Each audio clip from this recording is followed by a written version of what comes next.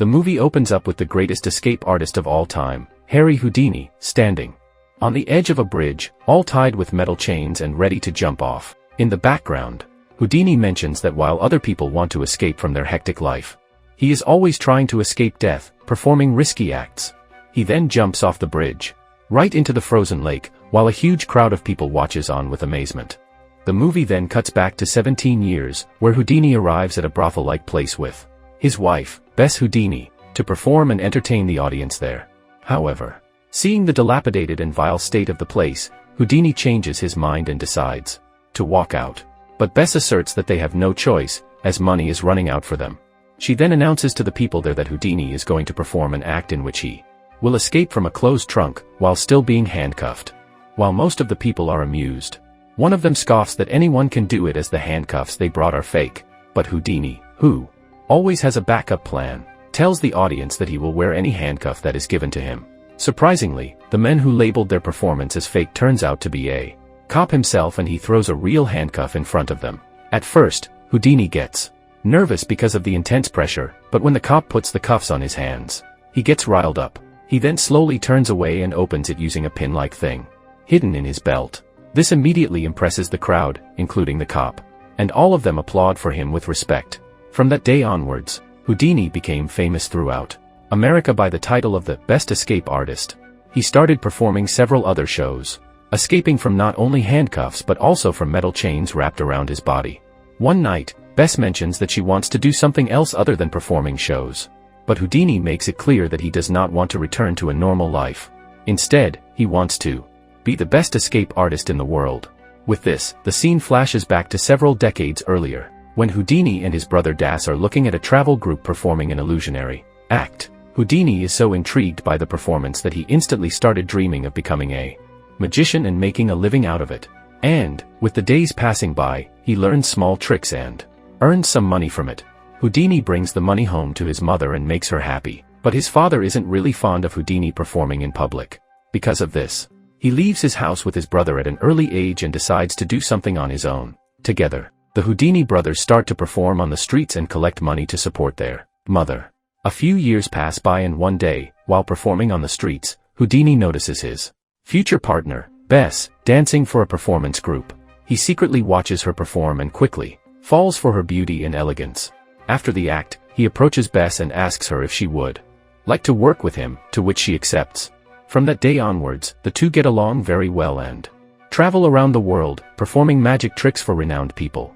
Houdini's brother, Das, who is still in the States, tries to copy his tricks to stay relevant. However, Houdini doesn't like this and decides to perform even riskier tricks which no one can even dare to replicate. The scene then shifts to 1896, where Houdini and Bess visit a popular prison and ask the head sheriff to lock him up. Expectedly, the sheriff refuses, mentioning that they can only lock up criminals, but when Houdini starts making fun of their prison quality and bets $100 for the cause, he gets enraged and agrees to do it. Here, we get to know that Houdini wants to do this stunt as it would gain a lot of publicity, even without paying the newspapers. Meanwhile, the sheriff locks up Houdini pretty well, and Bess gives him a kiss before leaving. The sheriff suspects that she has transferred something into his mouth, but when he checks, he finds nothing. After the coast is clear, Houdini pulls out a metal key opener that he had swallowed after kissing Bess, and uses it to escape the prison.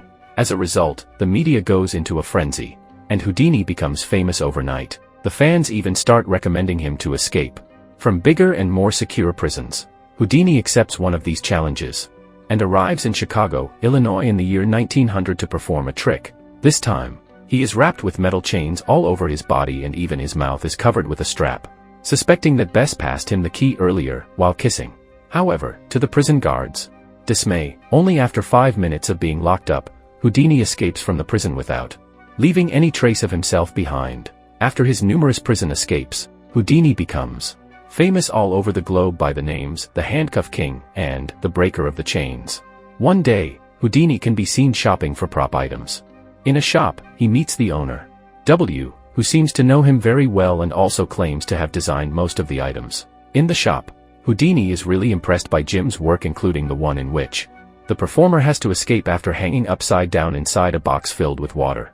After a few days, Houdini and Bess visit Jim at his workshop where he has created a model for the water container act. As soon as he sees the box, Houdini hops into the container. With the aid of Jim's assistants to check for how long he will be able to stop his breathing underwater, he impressively stays still for a few minutes and signals to be let out. But unfortunately, when Jim and his crew try to pull Houdini out, the rectangular box on top of the container gets stuck, horrifying everyone around. Fortunately, Jim has an axe lying around, which he uses to shatter the container and set Houdini free. The scene then fasts forward to the time when Houdini is performing the water container act, live, in front of a large audience. He also informs the audience that in case of emergency, he has the head of the fire department office holding an axe to break open the container. Houdini then starts performing the act, with his legs trapped in the rectangular box. Jim is hosting the show and he asks the assistants to cover the container. A few minutes pass by but Houdini shows no movement, so the crowd starts getting anxious. As a result, the head of the Chicago Fire Department arrives there to break the container. And when he turns back, he is revealed to be none other than Houdini himself. The crowd roars in astonishment, as they have never witnessed anything like this before. With Houdini's popularity spreading all across the nation, the director of the U.S. Secret Service begins investigating him. They believe that Houdini is an illegal immigrant who has been fooling people with useless acts. But fortunately, before any roadblocks appear, Houdini is approached by the head of the British Secret Service, MI5. William modifies Houdini's place of birth from Hungary to the US, and in return, asks for secret information from the enemies of the USA and the UK. Acting on the plan, Houdini heads to Germany and performs for the Great Kaiser family. He eventually blows their mind after performing a nearly impossible bullet-catching magic trick. Following this, Houdini meets with Riley, one of William's officers, and provides him with some secret information that he overheard while being around the Kaisers. Riley is really impressed by his work and showers heaps of praises on him. He then leaves, but not before giving Houdini a red book containing Russian grammar, setting him up for the next mission. A few days later, Houdini and his partner, Bess, can be seen performing for a prestigious and powerful family in Moscow, Russia. To win their hearts, Houdini cleverly plays a game where he will fulfill their wishes. He makes them write down their wishes and lets the daughter of the family pick one. It reads, "Ring the Kremlin bell." Everyone laughs at the wish as the Kremlin has not been rung since over 100 years, but Houdini, being Houdini, uses magic to create a small rope, which he lets the small girl tug. And as soon as she does so, the Kremlin bell starts ringing, leaving everyone in utter disbelief. They even bow their heads to pay their respects.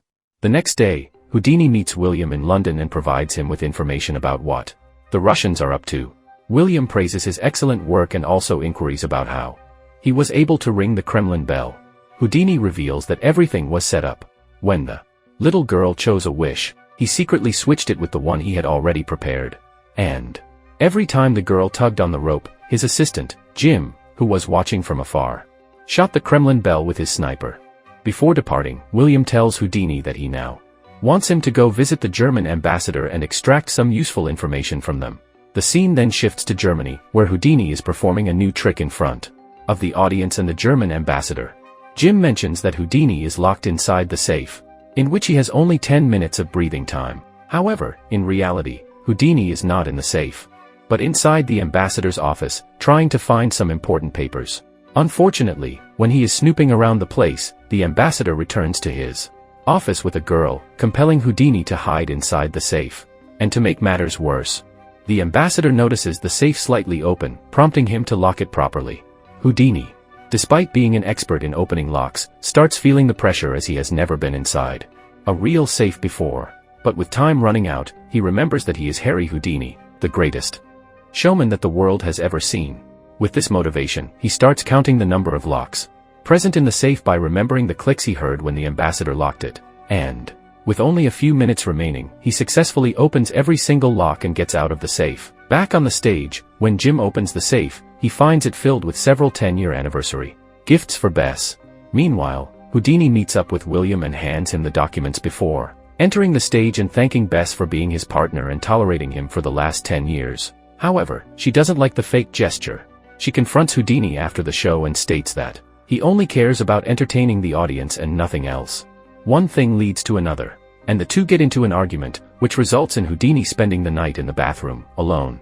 One day, Houdini and Jim are watching a video performance of Charlie Chaplin inside a theater. Houdini believes that Charlie is not doing anything special, but Jim tells him that he is the new competition.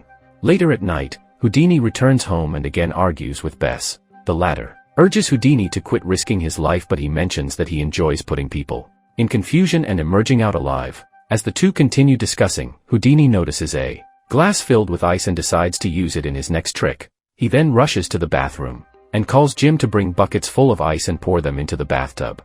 After this, he lies inside the bathtub filled with ice, practicing for his next stunt. A few days later, Houdini can be seen standing on the edge of a bridge with his hands tied by metal chains, ready to jump inside a pool of frozen water.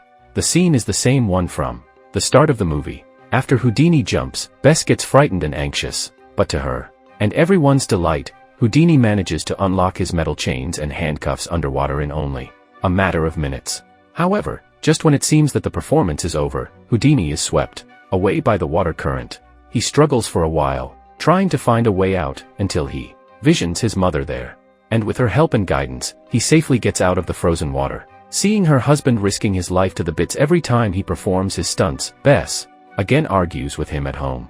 At first, Houdini gets angry and walks away, but later, he returns home and apologizes to her for overreacting and also agrees to do only safe acts from now on. Following this, during the next act, Houdini does not risk his life and makes an elephant disappear in thin air, surprising the audience. After the performance, he is approached by the British agent from earlier, Riley, who asks him to visit Europe and Washington to bring some secret information for them. Houdini tries to decline the request, but Riley convinces him by saying that his fans will love a world tour. The scene then shifts to the Empire Theatre in 1914, where Sir Arthur, the writer of Sherlock Holmes, is also amongst the audience. As he watches with eagerness, Houdini performs an act of walking past a brick wall, surprising everyone. After the performance, Arthur approaches Houdini in person and praises him for his great act. Unfortunately, as soon as Arthur leaves, Jim meets Houdini and hands him a telegram letter. Houdini reads the letter, which is from his brother, informing him about their mother's death. With the news, Houdini gets devastated and collapses on the floor. Bess rushes to him and carries him on her lap.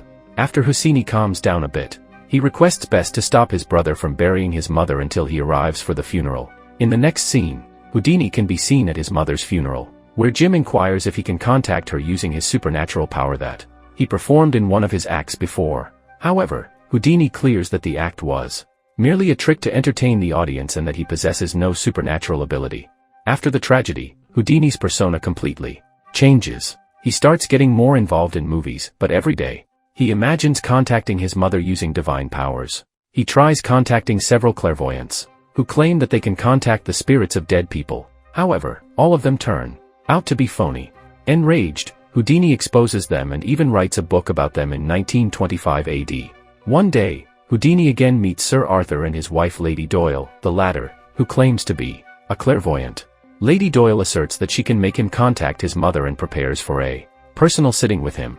At the same time, a fortune teller arrives there, and when Houdini asks her to tell his fortune, she reads his palm and predicts that he will die soon. Afterward, Houdini is with the Doyle couple, preparing to summon his mother's spirit. Lady Doyle picks a pencil and writes something on a piece of paper, supposedly under the influence of Houdini's mother's spirit. Following the procedure, Houdini becomes happy and thanks Lady Doyle for contacting his mother.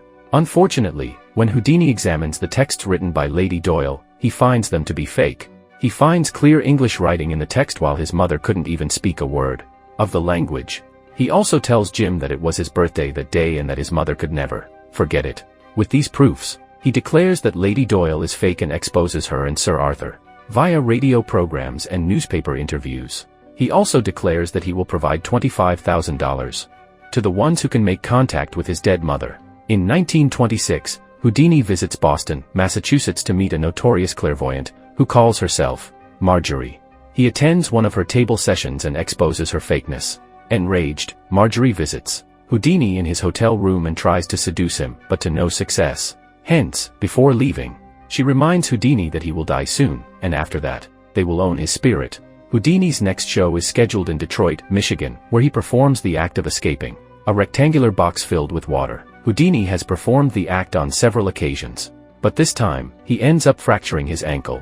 After the performance, a doctor visits him and asks him to take rest, but Houdini responds that he cannot miss his show and hence, decides to continue performing with a broken ankle. Later, while Houdini is with his fans, a guy approaches him and punches him hard on the stomach for speaking against Lady Doyle. Houdini whimpers in pain, but he doesn't talk about it to Bess or Jim, and simply goes to perform his next show. Unfortunately, as he is addressing the audience, he suddenly collapses, prompting Jim to immediately call an ambulance.